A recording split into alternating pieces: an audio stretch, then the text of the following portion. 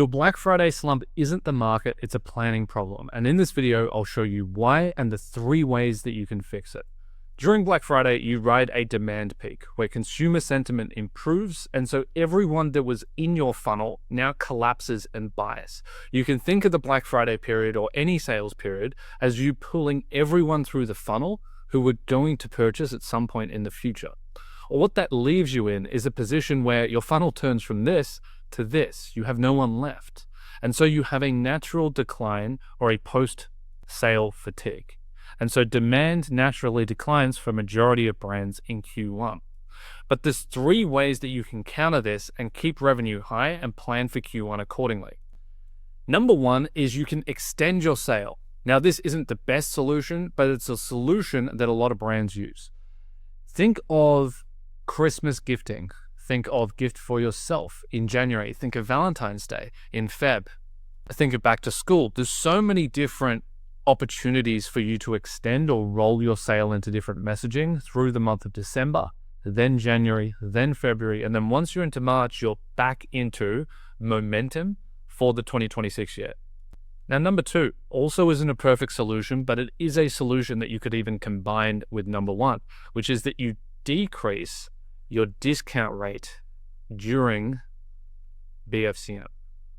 Now, what this means is that if you're not on a 70% discount, a 50% discount on a really convincing offer, your Black Friday won't be as good. You won't do as much revenue. But with that, you won't collapse your whole funnel.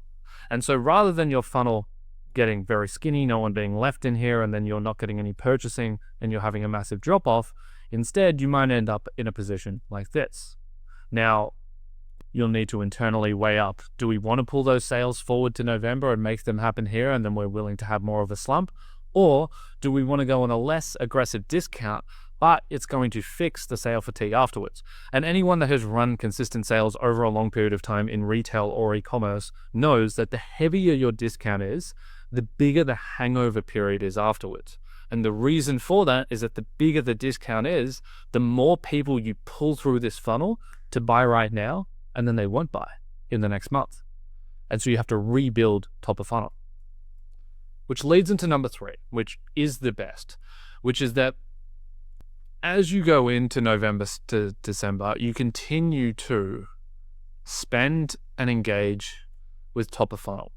What ends up happening in most ad accounts, very likely going to happen to your ad account, is that as you go into Black Friday in November, all of your spend redirects away from top of funnel audiences into middle and bottom of funnel. And that is the logical thing to do. That will get you the best return in the moment, because anyone that is in your funnel are really the people that are going to buy. And this is something that I stress over and over again in a lot of our Black Friday content, a lot of internal content to clients, which is that when you're looking at creative design for Black Friday, you want to keep it silly simple and just clearly outlay what the offer is. It should literally be a black background or whatever your color is for your brand. And it should just say, here is the offer, click below to buy, ends in 72 hours. The creatives don't look that good. It's nothing fancy. But the reason why this works, the reason why it outperforms everything else, is because this isn't going and appealing to a cold user who's never seen you before. Because most people don't buy from brand new brands that they've never seen before in the weekend of Black Friday. Think about your own experience. Think through Black Friday last year for you. Who did you buy from and why?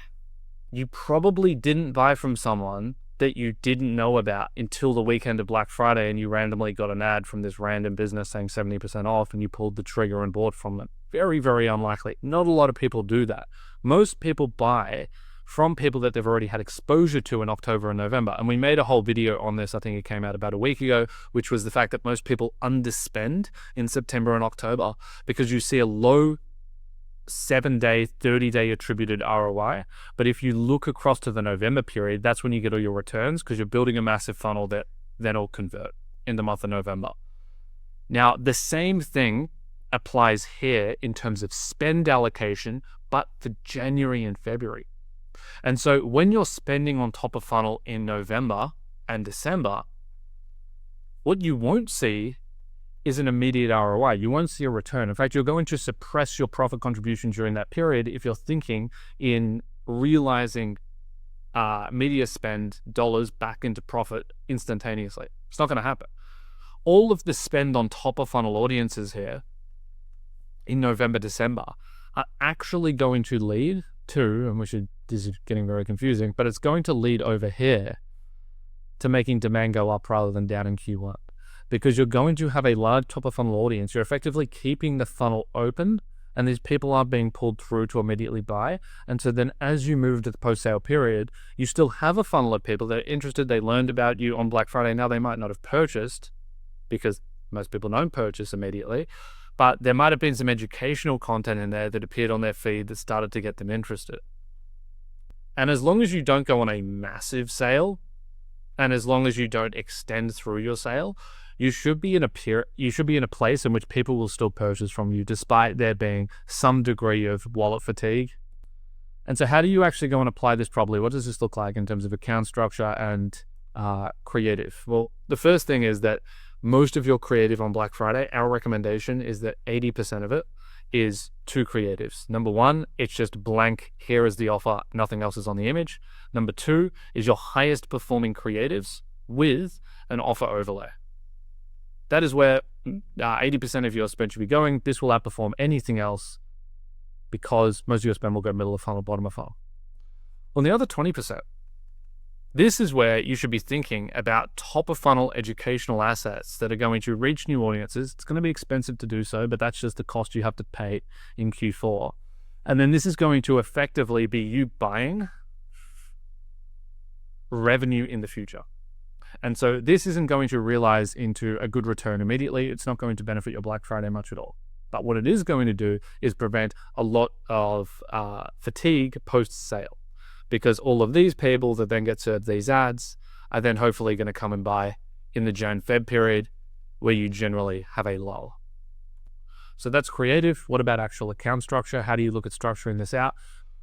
These days, Meta is pretty good at being able to distinguish what a middle and top of funnel ad is, and then automatically go and serve to relevant audiences. And so you could technically put these all in the exact same ad set in the same campaign, and Meta should theoretically be able to figure out that this is resonating with middle of funnel, this absolutely isn't, and should go to top of funnel. Now, the issue is that almost everything is going to convert better on Black Friday. So these ads are still going to be served to middle, bottom of funnel users, and are still going to get a high attributive return on ad spend or a low CPA. And so there is very much so the chance that if you just throw everything in one campaign, that these are going to serve to middle of funnel and bottom of funnel too, and you're not going to get your intended effect. And so because of that, I would recommend a degree of account segmentation here, where this is in its own campaign and this is in its own campaign with some exclusions in place. Now, I would recommend it being very brand specific as to how heavy you go on exclusions here. I wouldn't recommend going really aggressive and, for example, putting 180-day website visitors. I think that's a little bit too aggressive and you're not going to have good enough data signals for the campaign to optimize. Would I do something like 30-day website visitor exclusions here? Yeah, definitely. I'll definitely exclude existing customers.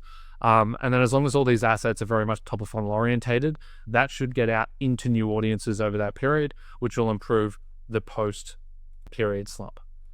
Now, what you end up starting to realize with a lot of this is that to make November, December a really good period, you have to spend a bunch in September, October when ROI is low.